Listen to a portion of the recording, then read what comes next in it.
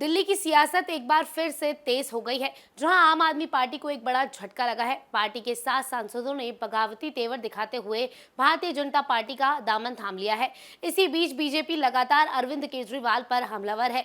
BJP ने तंज कसते हुए कहा कि अब सिर्फ केजरीवाल का कोर ग्रुप ही बचा है, बाकी सब अच्छे लोग इस पार्टी को छोड़ चुके हैं। तो वहीं दूसरी तरफ अब इस पूरे विवाद पर लेकर आतिशी ने जोरदार पलटवार हमला किया है। दरअसल आतिशी ने कहा कि बीजेपी पिछले कई सालों से बार बार आम आदमी पार्टी का राजनीतिक अंत घोषित करती रही है, लेकिन हकीकत इससे बिल्कुल उलट है। आतिशी के मुताबिक अरविंद केजरीवाल के नेतृत्व में पार्टी ने न सिर्फ दिल्ली में लगातार जीत हासिल की, बल्कि पंजाब जैसे राज्यों में भी मजबूती से उभरी है। आतिशी ने बीजेपी पर एजेंसियों के दुरुपयोग का आरोप लगाते हुए कहा कि ये सब सुनियोजित साजिश का हिस्सा है। आतिशी ने आगे कहा कि सिर्फ 10 साल में पार्टी ने दिल्ली में 3 बार सरकार बनाई है, पंजाब में पहली बार चुनाव लड़ा और मुख्य विपक्षी पार्टी बनी, और जब दूसरी बार चुनाव लड़ा तो बहुमत से उभरी, और गुजरात और गोवा में हमारे विधायक जीते और जम्मू कश्मीर में भी हमारा एक विधायक है। ये बातें साफ तौर पर दिखाती हैं कि इस देश के लोगों को एक विकल्प की तलाश है, लोगों को एक अलग तरीके की राजनीति की तलाश है। आतिशी ने दावा किया कि आम आदमी पार्टी वही विकल्प बन रही है जिसकी जनता को तलाश है।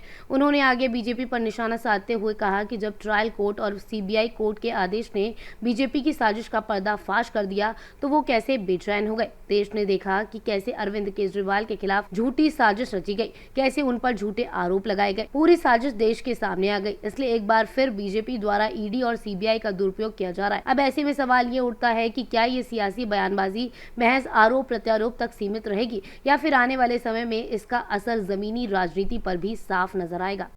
Subscribe now and press the bell icon. Never miss an update.